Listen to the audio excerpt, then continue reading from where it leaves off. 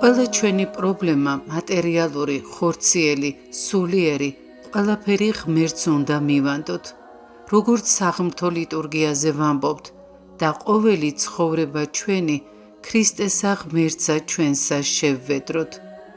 მთელ ჩვენს ცხოვრებას უფალო შენ გითმობთ, ყველაფერს რაც გნებავს, იყავნ ნება შენი, ვითარცა ცათაშინა, ეგრეცა ქვეყანასა ზედა. ღვთისნიერ ადამიანს ყველაფერი ლოცვაში გადააქვს, მწუხარებას და გასაჭირსაც იგი ყოველივეს ლოცვით აღასრულებს. რაც არ უნდა მოხდეს, იგი უმალ იწყებს ლოცვას. უფალო იესო ქრისტე, შემიწყალე მე. ლოცვა ყველაფერში შეგვეწევა, ყველაზე უბრალო რამეშიც კი. მაგალითად, უძილობისგან თუ იტანჯები, ძილზე კი არ უნდა იფიქრო, არამედ ადექი, გარეთ გადი, კვლავ დაბრუნდი ოთახში, დაწექი და იმაზე ნუ იფიქრებ დაგეძინება თუ არა. გონება მოიკრიბე, დიდების მეტყველება წარმოთქვი და შემდეგ სამგზის აღავლინე ლოცვა. უფალო იესო ქრისტე, შემიწყალე მე და ძილიც მოგერევა. ყველაფერი ლოცვით წესრიგდება, მაგრამ შენ სიყვარული უნდა გქონდეს, ლოცვის მგზნებარება უნდა გქონდეს. ნუ იზრუნებ, არამედ სიყვარულს და ღვთის განგებას მიენდე. ყველაფერი სულიერ ცხოვრებაშია. ყველაფერი იკურთხება, კარგიც და გაჭირვებაც, მატერიალურიც და სულიერიც. ყველაფერი, რასაც არ უნდა აკეთებდეთ, ღვთის სადიდებლად აკეთეთ. როგორც ამის შესახებ ამბობს პავლე მოციქული, გინა თუ სჭამდეთ, გინა თუ სუმიდეთ, გინა თუ რასაცა იქმოდით, ყოველსავე სადიდებელად ღმრთისა იქმოდეთ. როდესაც ლოცულობ, ყველაფერი ჯერისაებრ წარემართება, შენში ღვთის მადლი შემოდის. და როდესაც მადლია შენთან, ყველაფერი სიხარულით და უჭირველად კეთდება. გამუდმებით თუ ვილოცებთ, ღმერთი თავად განგვანათლებს, თუ რა უნდა ვაკეთოთ საერთოდ და ყველა ძნელ სიტუაციაშიც. ამას ღმერთი იტყვის თქვენში, უფალი შეგეწევათ. ჩვენ რა თქმა უნდა ლოცვის მარხვასთან შეერთება შეგვიძლია. ანუ როდესაც სერიოზული პრობლემა გვაქვს, ან თუ დილემის წინაშე ვდგებით, მაშინ ჩვენს გადაწყვეტილებას გაძლიერებული ლოცვა და მარხვა უძღოდეს. მე თავად მრავალგზის მოქცეულ ვარ ასე. თუ ჩვენ ერული პრობლემები გვაქვს, მაშინ ამის შესახებ საიდუმლოდ უნდა ვთქვათ ლოცვაში, რომელიც უხილავად და ფარულად აღესრულება. დიდი დაბნეულობა, უგულისხმურობა ლოცვას ხელს უშლის. დაუტევეთ ტელეფონები, ურთიერთობა, ადამიანებთან მრავალსიტყვაობა. უკვე თუ ღმერთი არ შეგვეწევა, მაშინ ჩვენს ძალისხმევას რა შეუძლია? ჩვენ მხოლოდ ლოცვა, სიყვარულით ლოცვა ხელგვეწიფება. უმჯობესია, რომ შორიდან შევეწიოთ ადამიანებს ჩვენი ლოცვით, მაშინ უკეთ და უფრო სრულყოფილად შევეწევით მათ. ილოცეთ ეკლესიისთვის, ქვეყნისთვის, ყველასთვის. მთელი ქრისტიანობა ლოცვაშია. უკვე თუ მხოლოდ საკუთარი თავისთვის ლოცულობთ, ამაში ანგარება იმალება. მაგრამ როდესაც ეკლესიისთვის ლოცულობთ, მაშინ თქვენც ეკლესიის წიაღში იმყოფებით. თქვენ იმას უნდა ესწრაფოდეთ, რომ ქვეყანა განიწმინდოს, იკურთხოს, რათა ყველა გაქრისტიანდეს. მაშინ თქვენ ეკლესიაში შედიხართ, სამოთხისეულ სიხარულში, ღმერთში ცხოვრობთ, რადგან ეკლესიაში ცხოვრობს ღვთის ყოველი სავსება. დიდია ლოცვის ძალა, ძალიან დიდი, განსაკუთრებით მაშინ, როცა ძმათა სიმრავლე აღასრულებს მას. საერთო ლოცვაში ყველა ერთიანდება, მოყვასი საკუთარი თავივით უნდა აღვიქვათ. ამაშია ჩვენი სიცოცხლე, ჩვენი სიხარული, ჩვენი საგანძური. ქრისტეში ყოველივე ადვილია.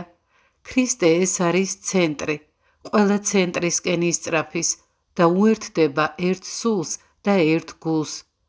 რაღაც მსგავსი მოხდა სულთმოფენობის დღესაც. როდესაც ყველა ერთად ისმეს ფსალმოს და სხვა საკითხავებს, ერთსა და იმავე დროს და ერთსა და იმავე ადგილზე, მაშინ ღვთის მადლის სმენისას ყველა იქ მყოფი ერთიანდება, რადგან წაკითხულს ყველა ისმენს და მასში ყველა მონაწილეობს. მრავალი ძლიერდება თითქოს ყველა წყურვილით შესცქერის ერთსა და იმავე მშვენიერ საგანს. ამ მშვენიერი საგნისადმი მზერა აერთიანებთ. მაგალითად, პეტრე მოციქულის საპყრობილედან გათავისუფლება, ხოლო ლოცვაი გულსმოდგინეთ იყოფოდა ეკლესიათა მიერ ღმრთისა მიმართ მისთვის. ამ ლოცვამ გამოიყვანა პეტრე საპყრობილიდან. სიყვარული, ღვთისმსახურება, მგზნებარის სწრაფვა, ღმერთთან, ეკლესიასთან ერთობა, ეს არის სამოთხე დედამიწაზე. ღვთის მადლს თუ მოვიპოვებთ, მაშინ ყოველივე იოლი ხდება, ღვთის კურთხევითა და სიხარულით. მაჩვენეთ სხვა ასეთი რელიგია, რომელიც ადამიანს სრულყოფდა და გააბედნიერებდა. სამწუხაროა, რომ ჩვენ ეს არ გვესმის. როდესაც ვინმე ჩვენგანს რაიმე პრობლემა აქვს, მაშინ სხვებსაც უნდა ვთხოვოთ, რომ ილოცონ.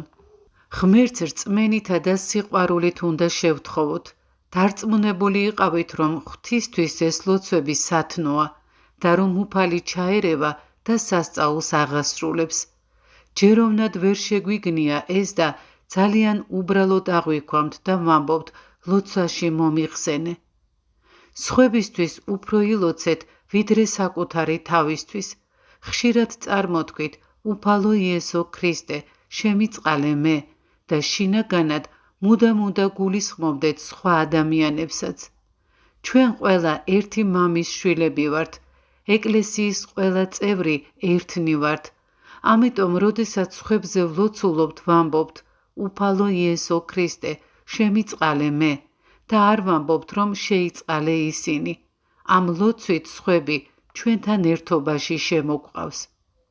სხვათათვის მშვიდად და ღრმა სიყვარულით აღსრულებული ლოცვა უანგაროა და დიდად შემწემ ლოცველისთვის და ვიზეც ლოცულობთ, მასაც ღვთის მადლი ენიჭება. თუ დიდი სიყვარული აღგზრავთ ლოცვად, მაშინ თქვენი სიყვარულის ტალღები გადაეცემა მას, ვიზეც ლოცულობთ და დამცავ ფარს აღმართავს მის წინაშე. მასზე იმოქმედებთ და მადლისკენ წარმართავთ. თქვენი ძალისხმევისთვის უფალი თქვენც და მასაც, ვიზეც ლოცულობთ, მადლს მოგანიჭებთ, ხოლო ჩვენ უნდა მოვკვდეთ საკუთარი თავისთვის. უკეთური ადამიანებისგან კი არ უნდა განაწყენდეთ, არამედ მათთვის უნდა ილოცოთ, რათა ღვთის მადლით, რასაც ითხოვთ, მოგეცეთ. თქვენი სიბრძნით არავის არ უნდა მიუთითოთ, რადგან ეს არასწორია. საიდუმლო კი სხვა რამეშია, იგი არც ნათქვამშია და არც სხვათა მითითებაში არ არის, არამედ საიდუმლო ჩვენს თავგანწირვაშია, ღვთისადმი ჩვენს ლოცვაშია, რათა ღვთის მადლით ჩვენს ძმებში იმან გაიმარჯოს, რაც ჯეროვანია. აი რაშია საქმე, რაც ჩვენ არ ხელგვეწიფება, ეს არის უფლის მადლის ქმნა. ჩემს ცხოვრებაში პირველ ადგილზე ლოცვაა. მე ჯოჯოხეთის არ მეშინია და არც სამოთხეზე არ ვფიქრობ. ღმერთს მხოლოდ იმას ვევედრები, რათა ყოველი მსოფლიო შეიწყალოს და მეც. მაშინაც კი, როდესაც ჩემთან მომსვლელები არიან და მე დაძაბული ვიმეორებ, უფალო იესო ქრისტე, შემიწყალე მე, ლოცვას მაშინაც არ ვწყდები. ეს ერთი და იგივეა, როდესაც ვლოცულობ, ყველას ქრისტეს სულისკვეთებით აღვიქვამ. მზად ვარ ქვეყნიერებისთვის ვილოცო. ვცდილობ ქრისტეს შევიყვარო, ესაა ჩემი მისწრაფება. მრავალი სნეულების გამო დიდხანს საუბარი არ შემიძლია, მაგრამ ლოცვას მეტი სარგებელი აქვს, ვიდრე სიტყვებს. თქვენი საქმეებისთვის ვლოცულობ, მაგრამ ეს არაა საკმარისი. ჩემმა ლოცვამ თქვენშიც უნდა ჰპოვოს თავისი გამოძახილი. ღმერთი, რომელიც თავის მადლს გარდამოავლენს, ჩვენი გამყრობელი მკლავები უნდა ჰპოვოს, რათა მადლი მივიპყრათ და ყოველი, რაც არ უნდა დაუშვას უფალმა, ჩვენს სასარგებლოდ იქნება. მაგრამ ეს ისე კი არა, რომ ჩვენ ვლოცულობდეთ და თქვენ კი გეძინოთ. ხშირად განმეკითხავენ, მაგრამ მე ვითარცა ყრუსა არა მესმოდა და ვითარცა უტყმან არა აღაღის პირითვისი. ილოცეთ მათთვის, ვინც თქვენ განგიკითხავთ. თქვით, უფალო იესო ქრისტე, შემიწყალე მე და არა შეიწყალე ის და თქვენს ლოცვაში თქვენი გამკითხველიც მოიხსენიება. ვინმე გეუბნებათ საწყენ რამეს, ღმერთმა ეს იცის. უფლის მიმართ ხელაპყრობილებმა თქვით, უფალო იესო ქრისტე, შემიწყალე მე. ადამიანი, რომლისთვისაც ლოცულობთ, თქვენთან ერთობაში შეკყავთ. ღმერთმა მისი პრობლემების სიღრმეები უწყის და თქვენს სიყვარულს რომ იხილავს, მის დახმარებას დაეშურება. უფლისთვის გულის წადილი ცნობილია, რას ეუბნება პავლე მოციქული რომაელებს, ხოლო რომელი იგი გამომეძიებელ არს გულთა, იცის თუ რა არს ზრახვა იგი სულისა, რამეთო ღმრთისა მიმართ მეუხ არს წმიდათათვის. ყოველი ადამიანის განსაწმენდელად ილოცეთ, რათა თქვენი ცხოვრებით ანგელოზს მიემსგავსოთ. არც ანგელოზები არ ლოცულობენ საკუთარი თავისთვის. მე ადამიანებისთვის, ეკლესიისთვის, ეკლესიის სხეულისთვის ვლოცულობ. სწორედ ეკლესიისთვის ლოცვის დროს თავისუფლდება ადამიანი ვნებებისგან. დიდების მეტყველების ჟამს ლმობიერდება სული და საღმრთო მადლით განიწმინდება. ვისურვებდი, რომ ეს ხელოვნება გესწავლათ. ღმერთს სურს, რომ ანგელოზებს ვემსგავსოთ, რომლებიც მხოლოდ უფალს ადიდებენ. მხოლოდ ღვთისდიდების მეტყველებაა მათი ლოცვა. იგი ფაქიზი რამაა და ადამიანურ გაგებას სცილდება. ჩვენ ძალიან ნივთიერი, მიწიერი ადამიანები ვართ, ამიტომაც ვლოცულობთ ანგარებით ღვთის მიმართ. ვევედრებით ჩვენი ცხოვრების უკეთ მოწყობას, ვაჭრობაში, წარმოებაში, ჯანმრთელობაში, წარმატებას ვითხოვთ, ბავშვთა კეთილდღეობას, მაგრამ ჩვენ ადამიანურად და ანგარებით ვლოცულობთ. დიდების მეტყველება კი უანგარო ლოცვაა. ანგელოზები რაიმეს მისაღებად კი არ ლოცულობენ, არამედ ისინი უანგაროები არიან. ღმერთმა ჩვენც მოგვანიჭა ამის შესაძლებლობა, რათა ჩვენი ლოცვაც განუწყვეტელი დიდების მეტყველება ყოფილიყო, ანუ ანგელოზებრივი ლოცვა. დიდი საიდუმლოა ამაში. როცა ასეთ ლოცვაში შევალთ, მაშინ განუწყვეტლი ვადიდებთ უფალს და ყოველივეს მას მივანდობთ ჩვენი ეკლესიის ლოცვისამებრ, ყოველი ცხოვრება ჩვენი ქრისტესა ღმერთსა ჩვენსა შევვედროთ. ეს ჩვენი რელიგიის უმაღლესი მათემატიკაა. ჩვენი სჯული სრულყოფილია, მასში ღრმა ფილოსოფიური აზრია. რაც უბრალოა, ის უმეტესად ღირებულია. სულიერ ცხოვრებაშიც უბრალოდ, მშვიდად და ძალდაუტანებლად იღვაწეთ. მამათა სიტყვების კითხვით, ფსალმუნთა დასწავლით, წმინდა წერილის ამონარიდებით, საეკლესიო გალობით და ლოცვით სული იწმინდება და ნათლდება. ამგვარ სულიერ წრთნას შეუდექით და სხვა ყოველივე დაუტევეთ. ღმერთის მსახურებას ჩვენ შეიძლება მსუბუქად, უსისხლოდ შევუდგეთ. ორ გზას მივყავართ ღმერთთან, მკაცრ დამქანცველ, ბოროტისადმი დაუნდობელი ბრძოლის გზას და იოლ გზას, სიყვარულის მეოხებით. მრავალმა ადამიანმა მკაცრი გზა აირჩია და სისხლი დაღვარა სულის მოსაპოვებლად, სანამ დიდ სათნოებას არ მიაღწიეს. მე ვფიქრობ, რომ ყველაზე მოკლე და სწორი გზა ეს არის სიყვარულის გზა და მას მისდიეთ. ანუ თქვენ შეგიძლიათ სხვა საშუალებებს მიმართოთ, ღვთისა და ეკლესიის სიყვარულში წარსამართებლად განისწავლოთ და ილოცოთ. თქვენი სულის კუნჭულებიდან წვდიადის განსადევნელად ნუიბრძოლებთ. პატარა ჭუჭრუტანა გამოხსენით, რათა სინათლემ შემოაღწიოს და წვდიადი განქარდეს. ვნებებისა და უძლურების მიმართაც იგივე მოიმოქმედეთ. ნუ კი შეებრძოლებით მათ საკუთარი თავისა და შესაძლებლობების იმედით. არამედ ბოროტების სიძულვილი ძალად აქციეთ. განისწავლეთ ტროპარებით, კანონებით, გულმოდგინე ღვთისმსახურებით, ღვთის სიყვარულით.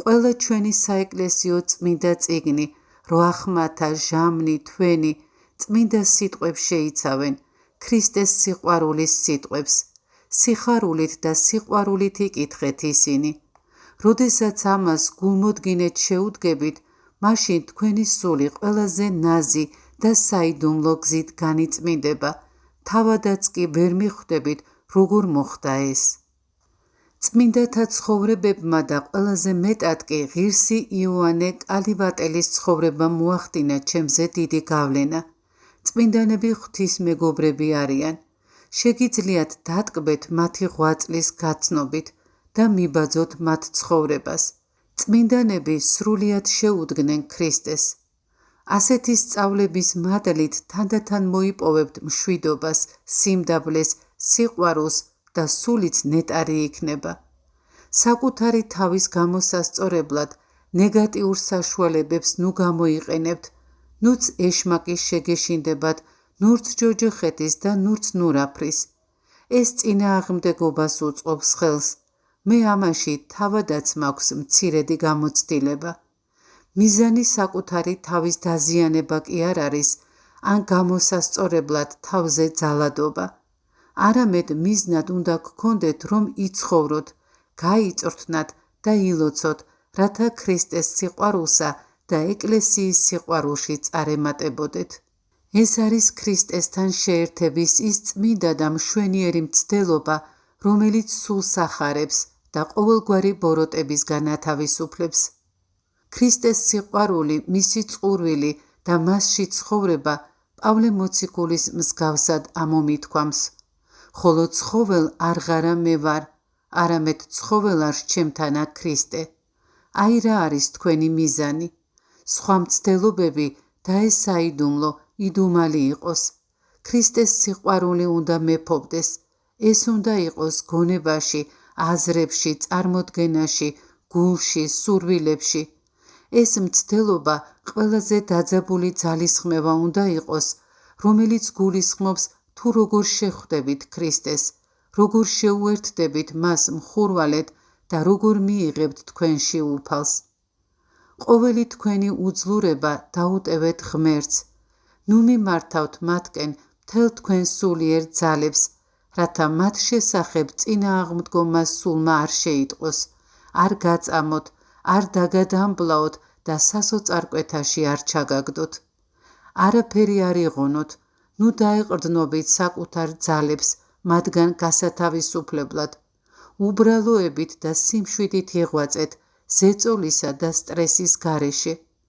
ნუ იტყვით რომ ახლა თავს ვაიძულებ ლოცვას რათა სიყვარული მოვიხვეჭო სათნო შევიქმნა და სხვა საკუთარ თავზე ზეწოლა და ძალდატანება არ არის კარგი ასე თქვენ უკუშედეგს მიიღებთ და ყოველივე მსუბუქად ძალდატანების გარეშე თავისუფლად აღსრულდეს და ნუ იტყვით ღმერთო ჩემო გამათავისუფლე ამა და ამისაგან მაგალითად მრისხანებისგან მწუხარებისგან ცუდია როცა რომელიმე კონკრეტული ვნებისთვის ლოცულობთ ან ფიქრობთ მასზე ჩვენ სულში რაღაც ხდება და ჩვენ კიდევ მეტად ვიბნევით ეკვეთე აბა ვნებას და მაშინ ახავ როგორ შეგიპყრობს იგი და შენ ვერაფერს გააკეთებ განსაცდელს პირდაპირ ნუ შეებრძოლებით ნუ ითხოვთ მისგან გათავისუფლებას და ნუ იტყვით აღიღე იგი ღმერთო ჩემო ამით თქვენ მნიშვნელობას ანიჭებთ განსაცდელს და ითრგუნებით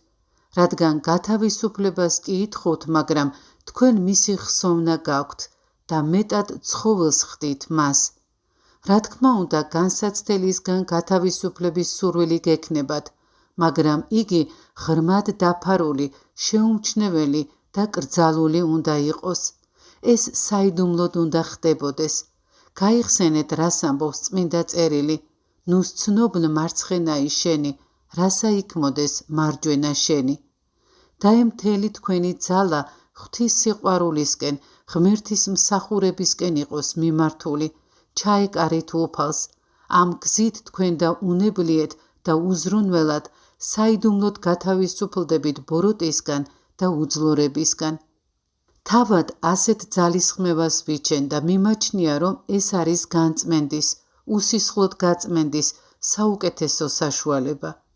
ანუ უმჯობესია სიყვარულს მიეცე კანონების ტროპარებისა თუ ფსალმუნების კითხვისას. ამ სწავლებას და ტკბობას საკუთარი ძალისხმევის გარეშე მიყავს ჩემი გონება ქრისტესთან და გულს მიტკბობს. იმავდროს ვლოცულობ წადილით ხელაპყრობილი სიყვარულით და სიხარულით და უფალს თავის სიყვარულში ავყავარ. ჩვენი მიზანიც ეს არის, იქ უფალთან მისვლა და რა სიტყვით, განა ეს უსისხლო გზა არ არის. სხვა მრავალი გზაც არსებობს, როგორიცაა მაგალითად სიკვდილის, ჯოჯოხეთის, ეშმაკის ხსოვნა. ამ გზით შიშით და ანგარიშგებით გავურბივართ ბოროტს. მე უმცირესი ცხოვრებაში არასოდეს ვიყენებდი ამ მომქანცველ საშუალებებს, რომლებიც წინააღმდეგობებს პროვოცირებენ და ხშირად უკუშედეგამდეც მივყავართ. სული განსაკუთრებით კი მგრძნობიარე სული, სიყვარულით ხარობს და აღბრთოვანდება, ძლიერდება და ყველა ცუდსა და უარყოფից გარდაქმნის. ამიტომ მე იოლი გზა მირჩევნია, ანუ ის გზა, როდესაც ჩვენ წმიდათა კანონებს ვკითხულობთ. კანონებში კი იმ საშუალებებს შევხვდებით, რომლებსაც წმინდანები, ღირსები, მოღვაწეები და მოწამეები იყენებდნენ. კარგია მათი მიბაძვა, ჩვენც იგივე უნდა ვაკეთოთ, რასაც ისინი აღასრულებდნენ. ისინი ქრისტეს სიყვარულს ეძლეოდნენ, უფალს თავის გულს სრულად უძღვნიდნენ, მივბაძოთ მათ გზას. ყველაფერი კეთილი და სასარგებლო წმინდა წერილისგან იღებს სათავეს. სულიერი ღვაწლის საიდუმლოს შესაცნობად განუწყვეტლად უნდა იკითხოთ იგი. ჩემი საყვარელი წიგნის სიბრძნე სოლომონისას მე-9 თავში ნათქვამია: ღმერთო მამათაო და უფალო წყალობათა შენთაო, რომელმან შექმენ ყოველი სიტყვითა შენითა და სიბრძნითა შენითა დაბადე კაცი, რათა უფლებდეს შენ მიერ ქმნულთა დაბადებულთა და განაგებდეს სოფელსა ღირსებათა შინა და სიმართლეთა და სიწრფოებასა შინა, სულისა ჯარათა საჯოს. მომეცმე შენთა საყდართა თანა ჯდომილობისა სიბრძნე და ნუ განმაშორებ მე მონათაგან შენთა, რამე თუ მე მონა შენი და ძემ ხევლისა შენისა, კაცი უძლური და მცირედ ჟამეული და მოკლებულ გონებათა შინა სასჯელისა და სჯულისა. ჩვენ ვხედავთ თუ როგორი სიმდაბლით თხოვს აქ ბრძენი სოლომონი ღმერთს სიბრძნეს. ღმერთმაც უხვად მიანიჭა მას ყოველი სიბრძნე, რომლისთვისაც სოლომონ ბრძენი წერს, რომ ყოველი სიბრძნე, რასაც წერს, მისი საკუთრება არ არის. არამედ მისი სიტყვები იმავე სულით არიან შთაგონებულნი, რომლითაც საღვთისმსახურო კანონთა სიტყვები დაიწერა. ამიტომ კანონებიც ძლიერ მიყვარს, იკითხეთ და დატკბით მათით. ამგვარად მოიპოვებთ ღვთიურ სიყვარულს. გულისხმავყოთ ყოვლადწმინდა სამების კანონის სიტყვები. სამებასა სამ გვამოვნებით ვუგალობთ, ერთითა ბუნებითა, უცვალებელსა ხატსა, სახიერსა, კაცთმოყვარესა ღმერთსა, რათა მოგვანიჭოს ცოდვათა შენდობა. აბა თუ მეტყვი, საიდან ვიცი ეს? გარდარეული ვარ და მთვრალი, საღმრთო ღვინით ვითვრები და ვერ კმაყოფილდები. საღმრთო ზიარების ლოცვებშიც არის ნათქვამი და ეგრეთ ამის ცხოვრებისაგან განსრული, სასოებითა ცხოვრებისა საუკუნოსათა მარადის მყოფსა განსვენებასა მივიწიო, სადა მე დღეს სასწაულეთა ხმაი დაუსრულებელ არს და წარუალი სიტკბოებაი მათი, რომელნი ხედვენ პირისა შენისა სიკეთესა გამოუთქმელსა, რამე თუ შენ ხარ ჭეშმარიტი სასურველი და გამოუთქმელი სიხარული მოყვარეთა შენთა, ქრისტე ღმერთო ჩვენო და შენ გიგალობს ყოველი დაბადებული უკუნისამდე. ამინ. ქრისტე ყველა ზეიმის და სიხარულის ცენტრია. ჩვენ ზუსტად არ ვიცით და მთელი სიღრმით ვერ წვდებით მას, რადგან ღმერთი უსაზღვროა, ეს საიდუმლოა, ეს მდუმარებაა. ღმერთი მეტად იდუმალია, მაგრამ ყველგამყოფია. ჩვენ ღმერთით ვცოცხლობთ, ღმერთით ვსუნთქავთ, მხოლოდ მის სიდიადეს მის განგებას ვერ გრძნობთ. უფალი ხშირად ფარავს მისი ღვთაებრივი განგებულების ქმედებას, მაგრამ როდესაც წმინდა სიმდაბლეს მოვიხვეჭთ, მაშინ ღვთის მიერ ყველაფერს ვხედავთ, სრულიად ღვთის მიერ ვცხოვრობთ და აშკარად გრძნობთ მის საიდუმლოს. მაშინ უფალი გვიყვარდება და ეს არის ის, რასაც უფალი ეძიებს. პირველი, რასაც ღმერთი ესწრაფვის, ეს არის ჩვენი ბედნიერება, როგორც თავად ბრძანებს.